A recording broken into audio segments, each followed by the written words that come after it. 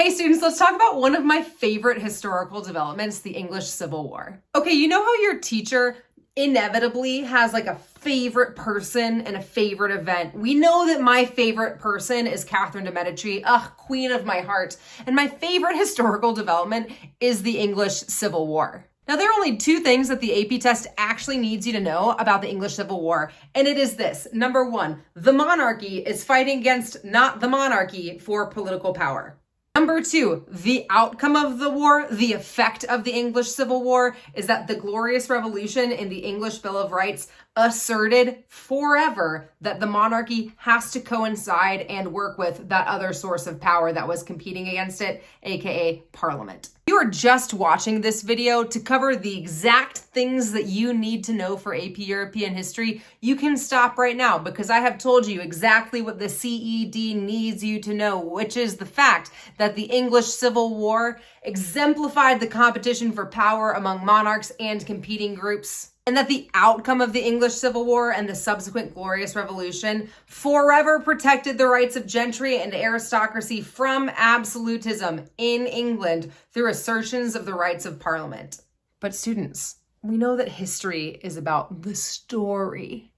So just come with me as I tell you a tale. As always, students, let me start out with some contextualization. The nobility forced King John to sign the Magna Carta. This guarantees the rights of nobility and limits the power of the king. And it exists to varying degrees of success over the course of English history. But there's one thing that you need to know. In 1295, under his model parliament, King Edward I sets up the idea of the parliamentary power of the purse, which means that if the monarch wants to raise taxes in England to, I don't know, fund a war, the monarch needs to consult Parliament first. This continues on until Elizabeth I is the queen, but then Elizabeth I dies without an heir. So what does Parliament do? What does England do? They say, let's just ask Elizabeth's cousin, James VI of Scotland, to come in and rule as James I of England. And he does, and this ushers in the Stuart family tree. James I rolls up to Parliament and is like, What? What is this governing body? No, I'm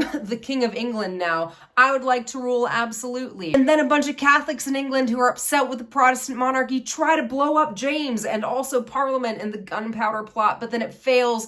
And then England actually removes the Catholic right to vote. Now, students, this is where it gets interesting because during the Enlightenment in units 4 and really 5, history likes to look at England as this notable, beautiful example of enlightened religious toleration. And yeah, they are, if you're not Catholic. Keep that in mind because I'm going to bring that up again at the end of this video. James I tries to rule absolutely and then he dies, and James I's son, Charles I, then also tries to follow in his father's footsteps. But here's the deal. Charles competes a lot more with Parliament than his dad did. Charles is like, hey, Parliament, how about you just give me some money for taxes? And Parliament's like, cool, Charles, we'll do that, but please stop dissolving us. And Charles is like, sounds great. And now you're dissolved. This just continues back and forth. And Charles tries to circumvent Parliament in order to raise money for taxes through this old medieval tax called ship money. The Petition of Right happens, the Triennial Act happens, and really TLDR. Parliament and Charles get in so much conflict that Charles ends up heading north to form an army to fight against Parliament so that he can have all the power. This leads us to the English Civil War, and what I love about the AP test is that they do not care about the battles, and neither do I, so let's move right on. In the English Civil War, you have two factions emerge. Number one is the parliamentarians, aka the Roundheads, aka those who support Parliament. On the other side, you have the royalists, aka the Cavaliers, aka those who support Charles I. Now, this is going to be mainly the nobility and the wealthy elites. Of course, they're going to want to support the power of the monarchy. And this is going to be mainly like townspeople, merchants, artisans, lower class. They want their rights protected. My most fun fact about the word cavalier is that the word cavalier comes from the fact that they were rich enough to have a horse to ride into battle. So they had a cavalry, aka they are the Cavaliers. Charles I and his forces end up losing to Oliver Cromwell and the parliamentarians, and then Oliver Cromwell captures Charles I and just put a pin in that. He's hanging out somewhere, just keep that in the back of your brain. We gotta talk about Oliver Cromwell. Now, Oliver Cromwell gets a really bad rap in history, and to be fair, it's kind of well-deserved for a lot of reasons, but Oliver Cromwell was a very strict version of Protestant called Puritan. Oliver Cromwell believed that having too much fun could lead to sin.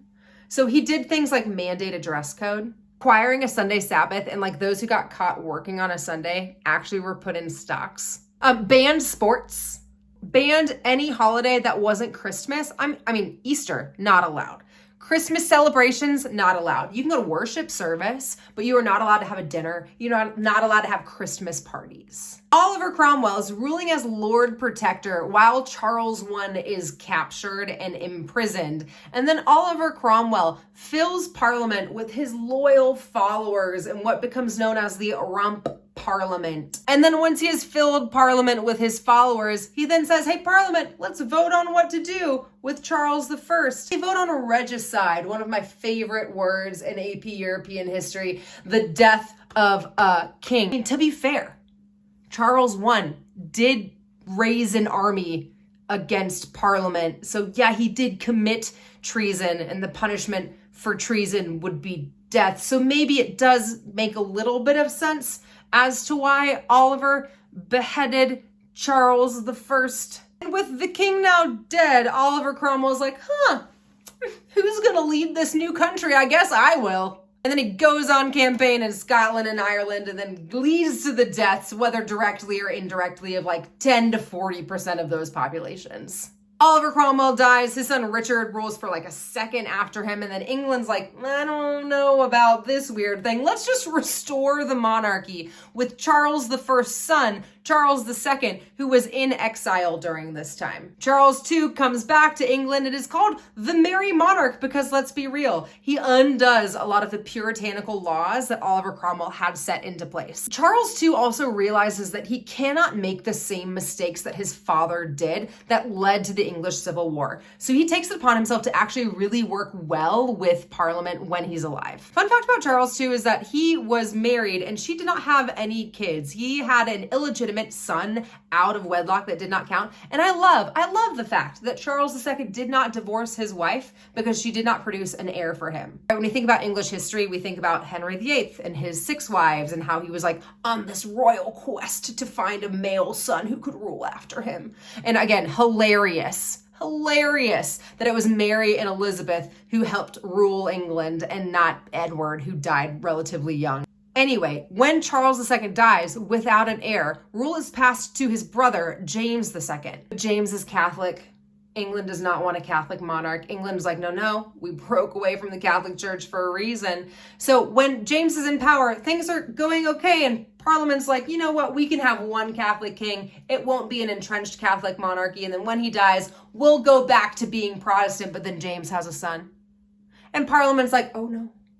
What do we do about this? So then Parliament's like, hey, what if we ask James II's daughter Mary, who is conveniently married to William of Orange of the Dutch Republic, to come replace James II and rule as co-monarchs, also solidifying an Anglo-Dutch alliance. It happens, and it was bloodless, and that is called the Glorious Revolution. And their overthrow of James II was justified in the English Bill of Rights. This English Bill of Rights not only justifies the abdication of James II, but also clarifies the relationship between a monarch and Parliament, aka they are going to work together for all of the rest of England's history.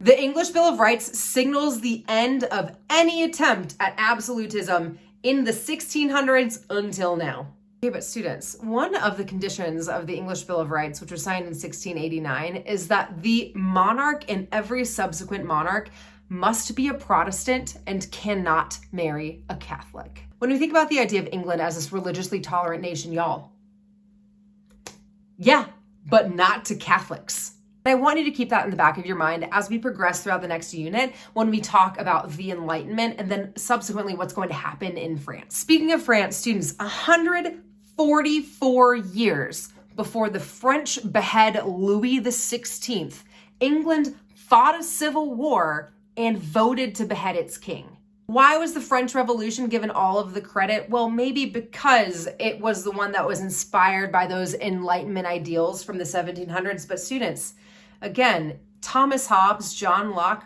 It was because of the English Civil War that they developed their new political standings. Anyhoozles, France shouldn't get all the credit. Long live the English Civil War. James, Charles, James. All right, as always, you can do it. I believe.